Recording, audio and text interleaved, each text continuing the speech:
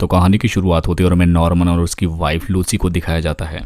यहाँ पर हम जान पाते हैं कि इन दोनों की शादी तो काफी टाइम पहले हो चुकी थी, लेकिन उन दोनों के बच्चे की मौत के बाद उन दोनों की लिविंग रिलेशनशिप काफी बिगड़ती जा रही थी और ये दोनों अपने बीच तनाव को कम करने के लिए अपने पूर्वजों के घर पर जा रहे होते हैं। अब रास्ते में हमें नॉर्मन और लूशू की बातों से पता चलता है कि लूसी इस जगह पर आने के लिए तैयार नहीं थी।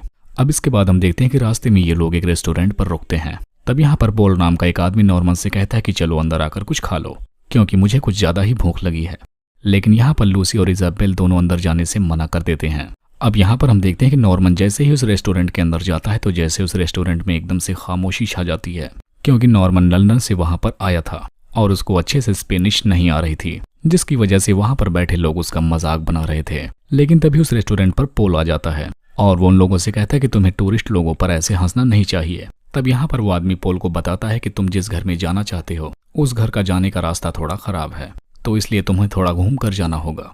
तब अब हम देखते हैं कि वो चारों लोग पोल की गाड़ी में आगे बढ़ने लगते हैं और थोड़े ही वक्त बाद वो लोग उस घर तक पहुंच भी जाते हैं और ये घर जंगल के बिल्कुल बीचों बीच था। अब अगली सुबह हम देखते हैं कि पॉल नॉर्मन को जंगल में अपने साथ शिकार करने के लिए लेकर जाता है। तभी इन दोनों को जंगल के अंदर जाते हुए एक पुराना टूटा हुआ घर मिल जाता है। लेकिन उस घर के अंदर जाने के बाद पॉल को अचानक से एक छोटी सी लड़की दिखाई देती है और यहाँ पर इस लड़की को बिल्कुल कुत्तों की तरह बांध कर रखा गया था और ये लड़की इन दोनों को यहाँ पर देखकर काफी ज्यादा डर जाती है। अब काफी रात गुजर जाने के बाद ये दोनों वापस उस लड़की को अपने साथ लेकर घर पे आ जाते हैं। अब वो छोटी लड़की को देखकर लूसी और इजाबेल काफी हैरान रह जाते हैं। अब अगली सुबह पॉल फैसला करता है कि वो अकेले ही उस लड़की को लेकर पुलिस स्टेशन चला जाएगा, जिसमें उसे कुछ घंटे लग सकते हैं। लेकिन तभी अब वो घर से बाहर निकलने ही वाला था, तब तक वो दरवाजा खोलकर देखता है कि उसके सामने 4 लोग खड़े होते हैं और ये चारों कोई और नहीं बल्कि जो रेस्टोरेंट में बैठकर इस पर हंस रहे होते हैं वही थे। और इनमें से एक आदमी बताता है पॉल को कि मेरा नाम पैको है और ये दोनों मेरे भाई हैं जिनका नाम पिग और एंटो है, और यहाँ पर तीसरा आदमी निगुल हमारा कजन है।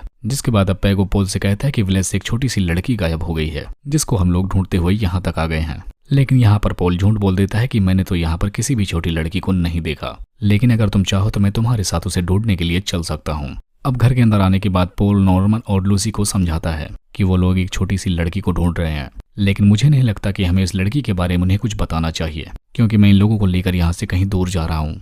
तो तब तक नॉर्मन तुम उस लड़की को लेकर पुलिस स्टेशन चले जाना।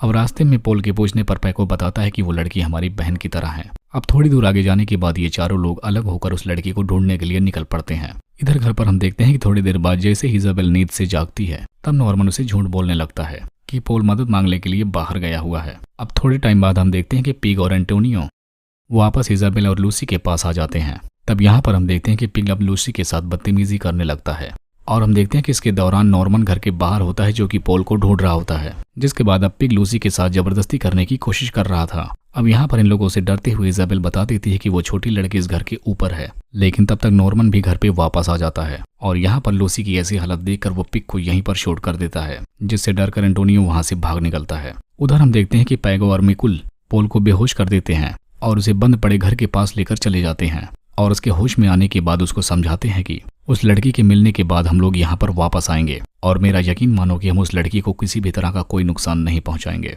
और वापस आने के बाद मैं तुम्हें सारी हकीकत बता दूंगा। लेकिन इधर हम देखते हैं कि पॉल उन सबको चकमा देकर वहां से भाग निकलता है। उधर नॉर्मन, लूसी और इजाबेल उस लड़की को लेकर पुलिस स्टेशन की तरफ निकल पड़ते हैं, लेकिन तभी अचानक से वहां पर तेज से बारिश होने लगती है। उधर दूसरी तरफ पॉल पैको के कजन मिकुल को मार डालता है, लेकिन अब जैसे ही वो एंटोनियो की मारने की कोशिश करता है तभी वहां पर पैको भी आ जाता है।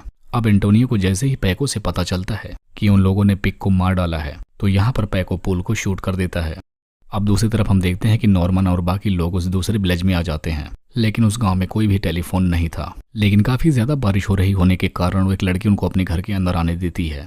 अब रात होने के बाद नॉर्मन की नजर पैको और एंटोनियो पर पड़ती है, जो कि पूरे गांव में उन्हें ढूंढ रहे थे।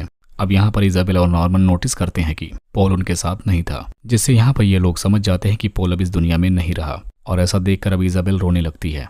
तब नॉर्मन उस छोटे से बच्चे को पीछे के दरवाजे से लेकर निकल जाता है और इस दौरान उसे एंटोनियो को शूट करना पड़ जाता है। अब आखिरकार पैको और नॉर्मन का आमना सामना हो ही जाता है। यहाँ पर पैको नॉर्मन से कहता है कि इस लड़की को मेरे हवाले कर दो, क्या तुम देख नहीं सकते वो छोटी बच्ची रो रही है। तभी वहाँ पर लूसी भी आकर उससे कहती है कि तुम्हें अब इस बच्ची को जाने देना चाहिए और हम देखते हैं कि उसके छोड़ते ही वो बच्ची वहाँ से भागती हुई पैको के पास आ जाती है, जिससे हमें पता चलता है कि वो लड़की पैको के साथ काफी खुश थी और किसी वजह से उन लोगों ने उस लड़की को वहाँ पर बांध कर रखा हुआ था। और मूवी के आखिरी सीन में दिखाया जाता है कि उस गांव का एक आदमी उन दोनों को लेकर वहां से चला जाता है और इसी को दिखाते हुए इस मूवी का यहीं पर एंड हो जाता है।